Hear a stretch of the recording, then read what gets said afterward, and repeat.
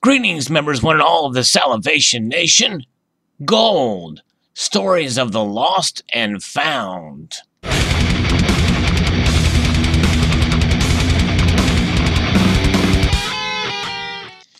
Our first story takes us to Paradise, California. Many of us know of the heartbreaking loss in the community of Paradise and surrounding it from the fires that have engulfed a community that is rich in history and beauty. California's Gold Nugget Museum has been lost to the Camp Fire. The Paradise Institution honored the town's mining days. A great history has been lost there. In the wake of California's Camp Fire here, from this article from atlasobscura.com, the deadliest wildfire in the state's history, the entire town of Paradise succumbed to the flames. Paradise, a forested community that boasted a population of nearly 30,000, historically attracted loggers and prospectors searching for new frontiers and opportunity.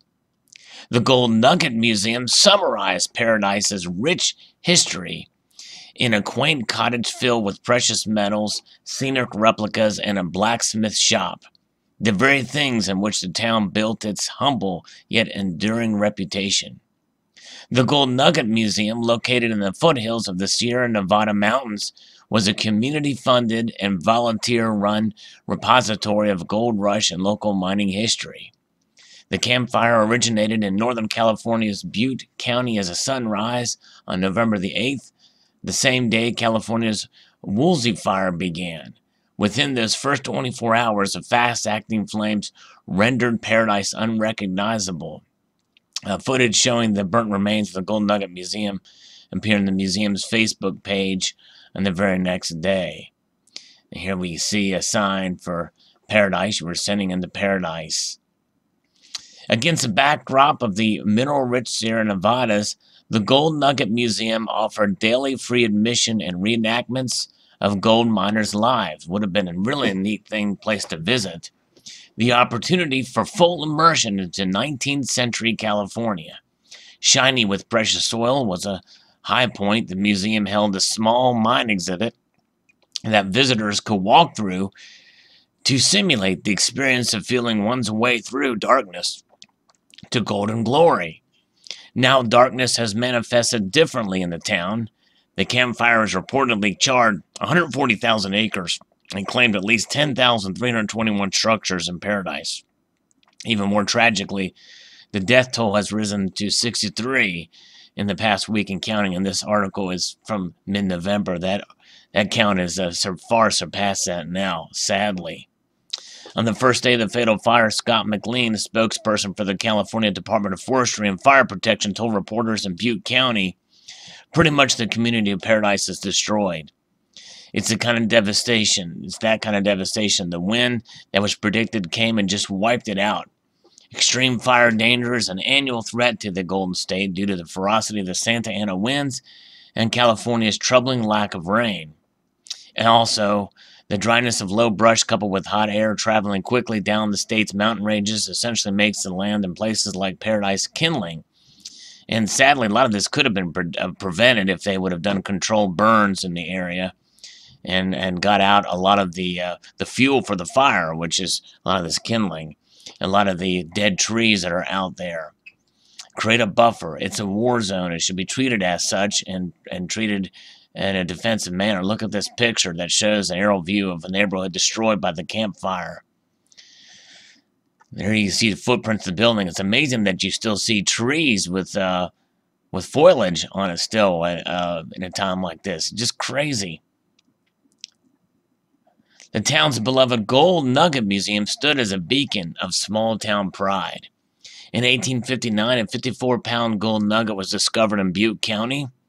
The museum served as a tribute to the significance of Paradise during the gold rush and displayed many of the tools and supplies used to dig up the coveted treasures. With respect to the indigenous Maidu community that originally inhabited Paradise, the Gold Nugget Museum installed several native artifacts into permanent exhibits. They've now been lost. With the fires in both halves of California still ongoing, and now I'm hoping that they're close to gone or out. It's the rebuilding efforts have not been yet organized, but I hope they do can recover some of the artifacts there and maybe some of the gold nuggets that were on display at the museum. I hope that can be recovered.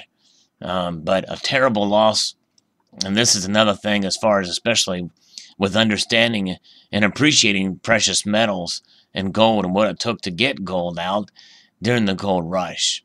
Amazing. But tragic indeed there for the town of Paradise and this Gold Nugget Museum. With that being said, we step back further into history with an article here from the BBC shared with me by Stephen Heath. Rare gold coins found in the Israeli city of Caesarea. And here's the rare hoard has been linked to one of the most dramatic events in the history of Caesarea. Look at that. Amazing discovery here. A collection of gold coins believed to have been hidden 900 years ago has been discovered by archaeologists in the ancient Israeli port city of Caesarea. The rare cachet was found along with a single gold earring in a bronze pot between stones in the side of a wall. The hoard of 24 coins appears to have been hidden by someone who hoped to retrieve it but never returned. Archaeologists say that the owner may have died when the city's inhabitants were massacred by a Crusader army in 1101 AD. The discovery was made during an excavation and conservation project at the Caesarea World Heritage Site. The 11th century coins were found between two stones in the side of a well at a house in a neighborhood dating to the Abbasid and Fatimid periods. Here you can see the site here. Some excavation and archaeological work has been undertaken. The cachet is a silent testimony to one of the most dramatic events in the history of Caesarea, the violent conquest of the city by the Crusaders, archaeologists from the Israeli Antiquities Authority said. They added that according to written sources, most of the inhabitants of Caesarea were massacred by the army of Baldwin I, who ruled the Crusader kingdom between Jerusalem between the years 1100 and 1118 AD. It's reasonable to assume that the treasure's owner and his family perished in the massacre or were sold into slavery and therefore were not able to retrieve their gold, said the directors of the excavation, Dr. Peter Gendelman and Mohammed Hattar. The coins were identified. The site is dating from the end of the 11th century, and there you can see someone identifying those coins from a book. The latest discovery was found near the location of two other treasures in the same period. A pot of gold and silver jewelry were found in the 1960s and a collection of bronze vessels found in the 1990s. These treasures are currently displayed in the Israeli Museum in Jerusalem.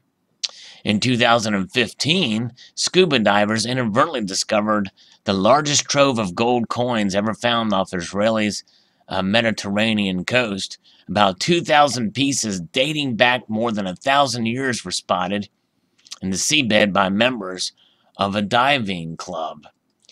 And here we see that treasure. Look at that. Amazing. I may have done a video about this back in the day, but this is 2,000 pieces dating back more than 1,000 years, spotted in the seabed by members of a diving club. At first, the group thought the coins were toys, but quickly realized the significance of their discovery. The Antiquities Authority said the find was so valuable that it's priceless. Divers were exploring an ancient harbor in Caesarea when they came across the gold. They collected several coins and quickly returned to the shore to inform the director of the club.